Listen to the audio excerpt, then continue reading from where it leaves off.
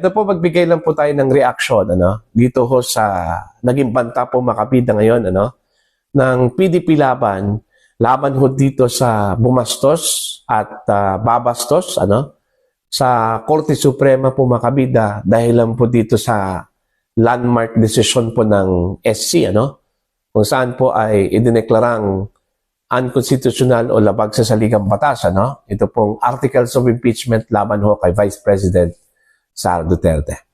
Eto, papasahin ko lang po itong article ng Ang Balita ngayon. Kakasuhan ang mga babastos sa desisyon ng Korte Suprema. PDP binalaan ang mga bumabatikos sa SC ruling kontra sa impeachment kay Vice President Sara ayon sa partido. Maaari silang magsampa ng kaso laban sa mga mapanirang pahayan. Ito yung kanilang title. Ang haba po mga kabida. Ito po.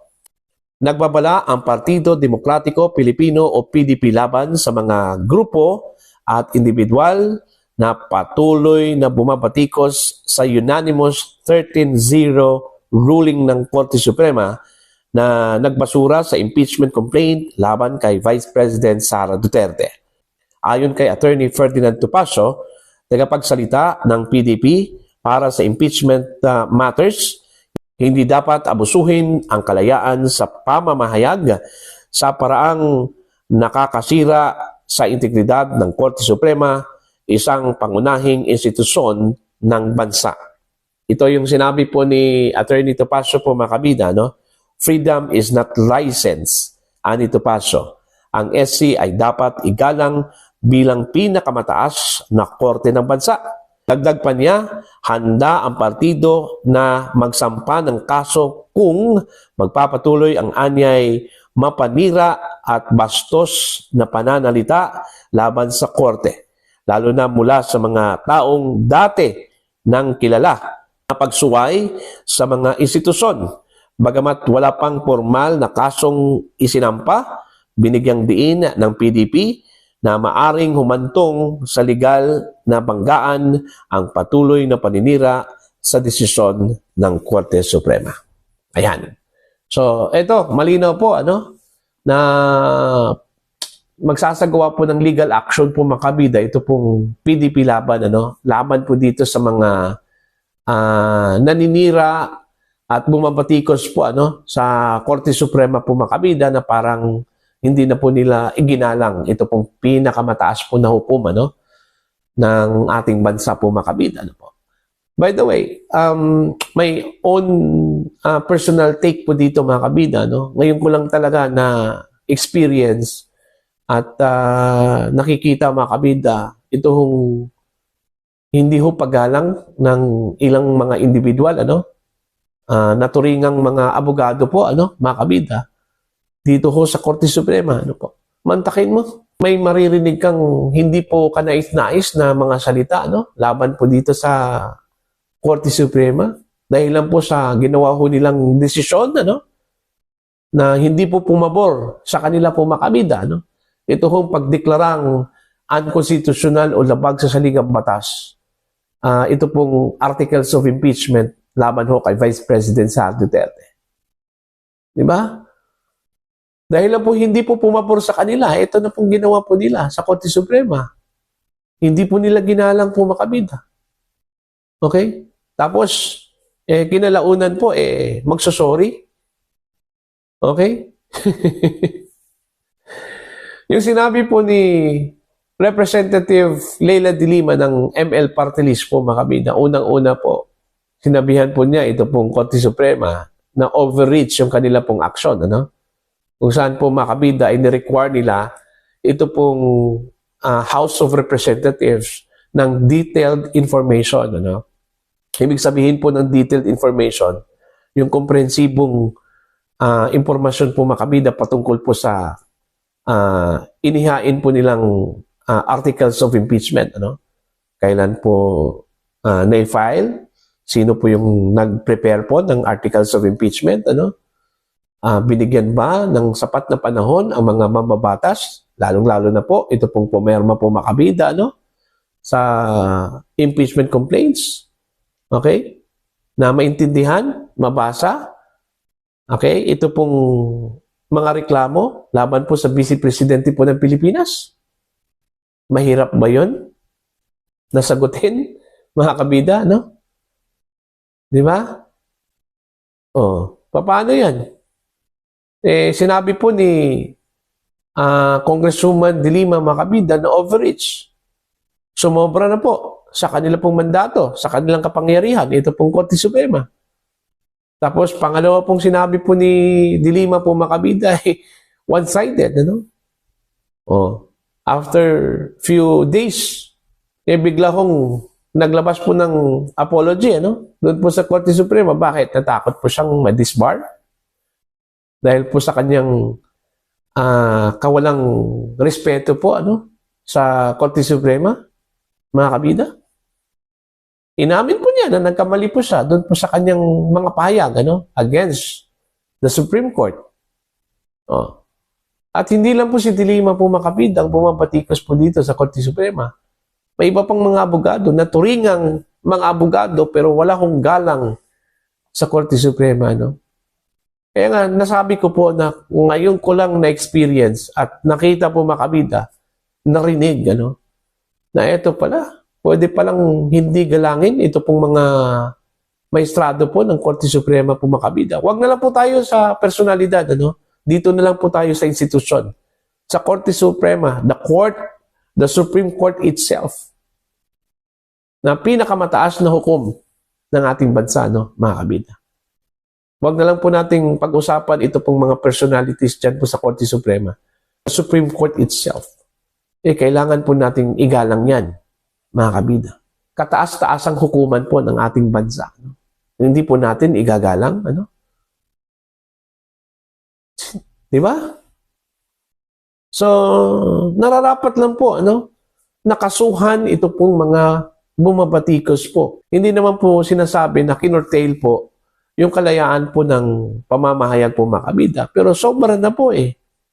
Di ba? Remember, ang freedom of expression po ay hindi po absolute, mga kabida.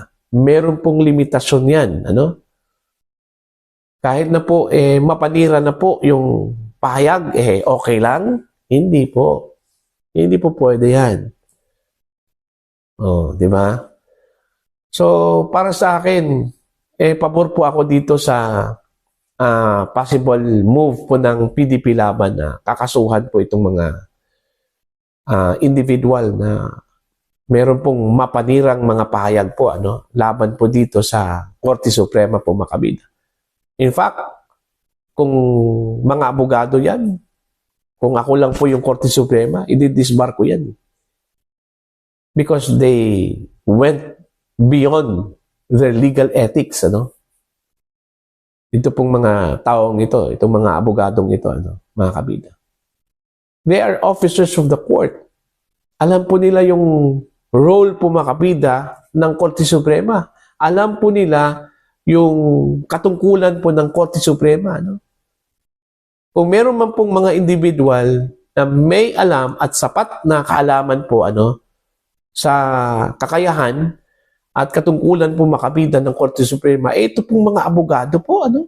Pero sila pa yung unang bumabalahura po, mga kabida, sa Korte Suprema, ano po.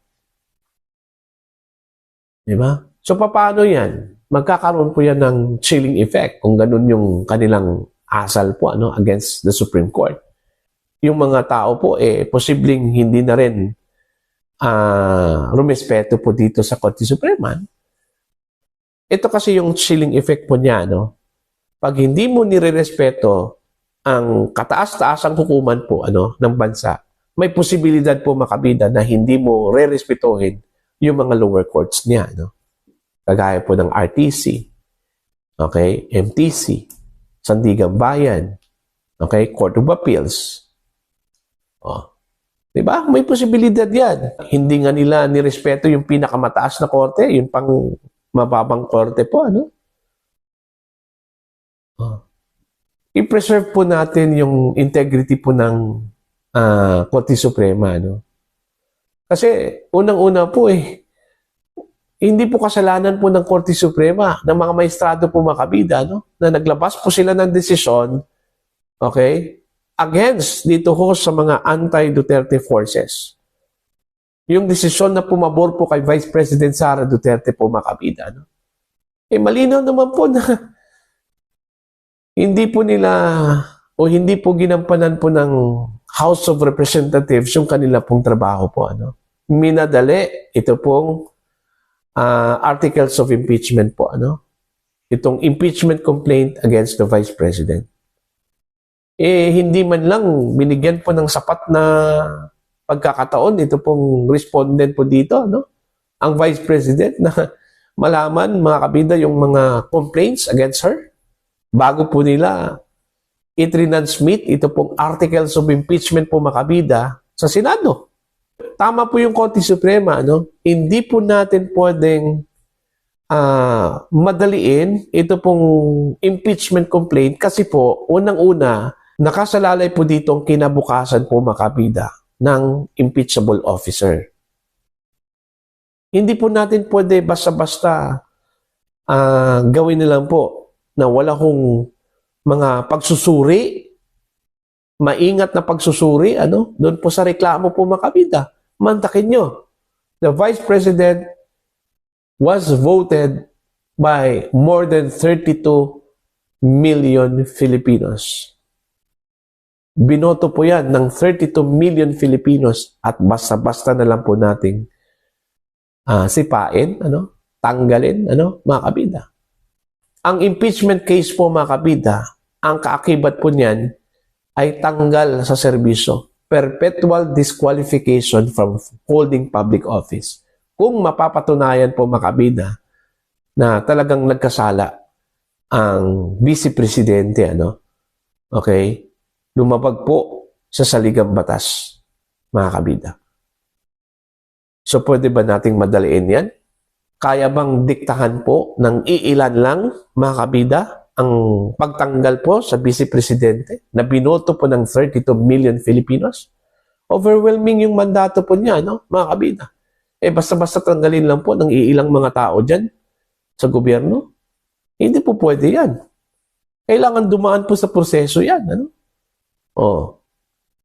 Since hindi po dumaan sa proseso, kaya nga yun, inineklara po ng Korte Suprema na unconstitutional, ano, labag sa saligang batas. Ngayon, ang may kasalanan dito, ang Korte Suprema pa, mga kabida, dahil ginampanan lang po nila yung kanila pong trabaho. Okay? Maririnig mo na yung mga salita. Hindi po kanais-nais, ano, laban po sa Korte Suprema. Binabastos po nila, ano, mga kabida. Kasi hindi po na-serve ng SC yung kagustuhan po nila. Ang tawag po dyan, spoiled brat, mga kabida. No? Spoiled brat yan. At hindi po dapat nananatili yan sa gobyerno, yung mga spoiled brat na yan. Okay? At wala hong puwang po yan sa ating society, ano, itong mga spoiled brat. Okay? So, para po sa inyo, ano po ang inyong masasabi ho dito?